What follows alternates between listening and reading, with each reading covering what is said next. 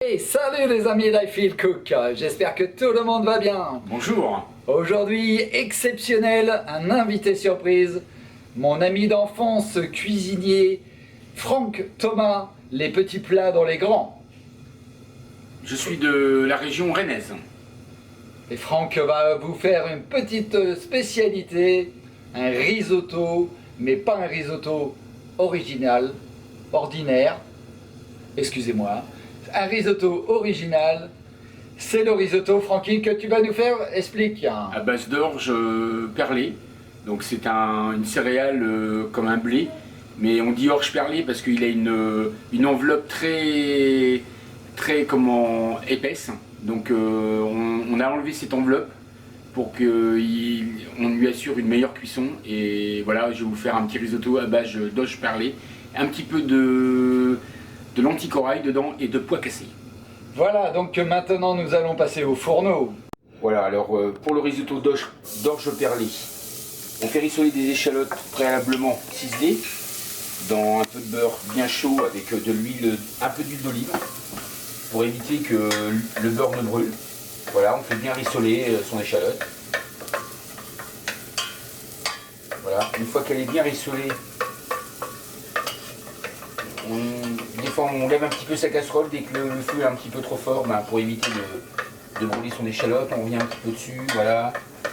Donc voilà, l'échalote une fois bien rissolée dans le beurre et l'huile, on y ajoute son petit mélange pois cassés, lentilles corail et orge perlée. On fait nacré, c'est-à-dire on mélange dans la matière grasse les légumes secs, bien les enrôler, les enrober de matière grasse. Voilà, ce qu'on appelle nacré. Ça sert à avoir une cuisson régulière après autour des grains de riz, une fois qu'on aura mis son vin blanc et son bouillon de poule. Voilà, là on est bien nacré. On revient un petit peu sur le feu quand même. Et on va y ajouter du vin blanc. Donc voilà, donc l'opération du nacrage est terminée. On va mouiller avec un bon muscadé de la région, élevé en fût de châtaignier, donc magnifique. Voilà. Le vin blanc, qu'on va laisser réduire. On entend, ça chante. Alors Francky, ensuite tu vas passer à l'étape du bouillon. Voilà, on va mouiller avec le bouillon de poule. Le bouillon de poule de mamie. Bien chaud le bouillon de poule auparavant. Voilà. Et là, c'est une étape, on va le mouiller, on va laisser réduire et on va remouiller 4 ou 5 fois. On va peut-être baisser le feu, Francky. Je vois que ça va un peu fort. Là, ça va vite, oui. Effectivement.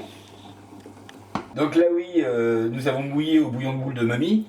Et on va laisser réduire au moins 4-5 fois. On va remouiller au fur et à mesure quand le bouillon, quand le riz, l'orge, pardon, aura besoin à nouveau de bouillon.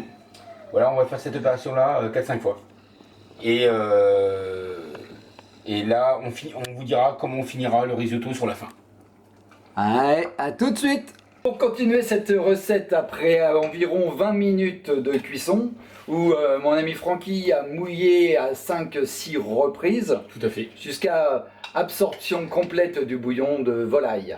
Donc maintenant, il incorpore de la crème fraîche, forcément d'Isigny sur mer, parce que j'ai un petit faible pour la crème d'Isigny sur mer. Et voilà, en tant que Normand, tous les deux, et manchots. Voilà. Et du parmesan, important, râpé. On n'a pas peur d'en mettre. Et oui, nous sommes amoureux de l'Italie. Ah oui, en Italie, voilà, ils aiment le parmesan.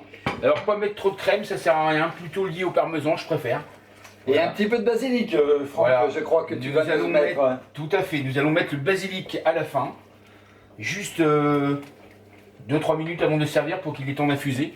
Voilà. Et nous allons les servir dans notre petite cocotte. Et voilà, nous allons dresser le risotto d'orge perlée dans les petites cocottes, afin de servir cela avec un petit poisson, un cabillaud, avec un double cabillaud dont Philippe nous réserve la recette surprise. Et bien voilà, notre risotto est terminé. Nous allons maintenant le servir avec une petite purée de boudin noir aux pommes, accompagnée de petites fleurs de courgettes, de jeunes carottes et d'un petit coulis de crustacés. C'est tout un Pour problème nous. ça. Et voilà. Avec mon ami Franck, pour tout vous expliquer, depuis une vingtaine d'années maintenant, nous nous mettons des défis. Et le défi que m'a proposé pour le repas de ce midi mon ami, c'était le wow. Donc je vous mettrai quelques photos de nos plats et les petites intitulés.